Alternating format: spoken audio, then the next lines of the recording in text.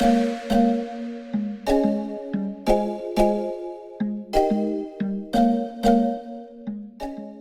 good to see you. How's your project on community-based research going?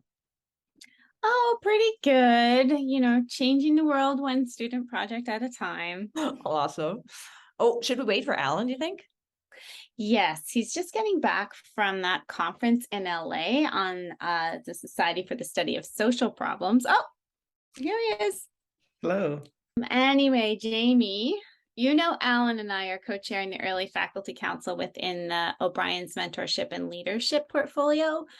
We've been working with members of the council to come up with some FAQs from the new faculty. We're hoping that you, as the administrative director of the Institute, can help us come up with some answers. Oh, absolutely. I'll do my best. Shoot. Oh, well, so I guess the first question we get so often is, what can the Institute do for us?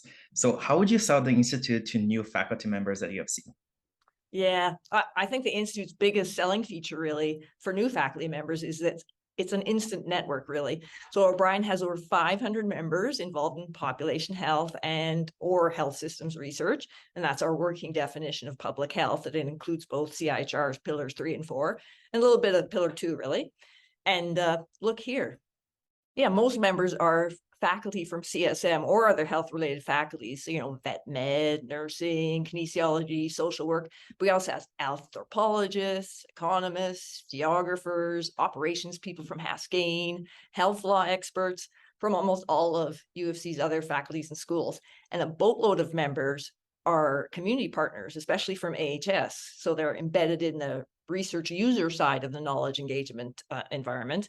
We know that effective research relies on transdisciplinary, multi-sectoral, community-engaged partnerships, especially in public health, where the issues are so vast and complicated.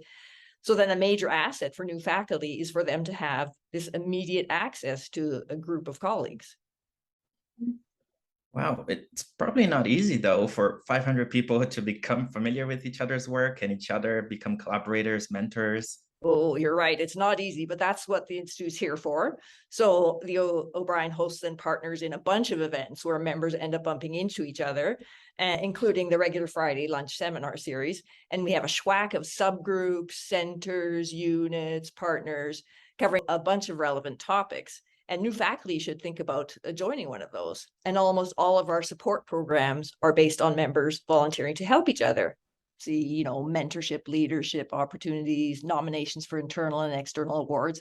So it's almost inevitable that members get to know other relevant members. Even internal peer review, which is our flagship program, is great for network building. The main goal of IPR is for applicants to get advice from colleagues on how to improve their chance of success with a funding application. But at the same time, these applicants and reviewers are getting to know each other as colleagues and potential collaborators or mentors. Whoa, Jamie. Go back to that previous page. It said something about funding opportunities. That's what we all really want to know, not just the new faculty. Where can we find money for research? Okay, we do have this page where we try to compile the relevant public health funding opportunities, both internal to the university and external. The funds that the Institute itself gives out are for Catalyst Awards. So these are just big enough to get an early phase of a new project started, with the idea that the researcher and the project will then become ready to compete for external peer-reviewed funding. And that's the real holy grail for a faculty researcher, right? Eventually getting a Tri-Council award for much bigger dollars and recognition from national peers. And like I said, the little bit of seed funding that the Institute can afford to give out is really minor compared to the peer support from colleagues that's managed through the Institute, especially the IPR program.